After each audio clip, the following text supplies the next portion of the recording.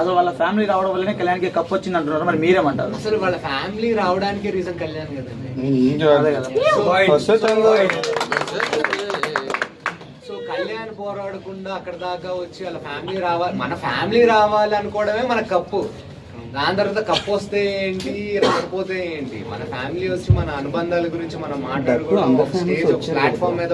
ఆయన ఫాదర్ అన్నారు, కళ్యాణ్ గారి ఫాదర్ ఒకటే మాట అన్నారు, నా కొడుకు నన్ను ఇక్కడ దాకా తీసుకొచ్చాడు, నేను అనుకోలేదు అని అంటే గూస్ బంప్స్ వచ్చాయి నాకు. ఎందుకంటే ప్రతి ఒక్క చైల్డ్కి మన పేరెంట్స్కి మనం ఇవ్వాల్సింది అదే. సో దాంతోనే మనం సాటిస్ఫై అవుతాం. సెంటిమెంట్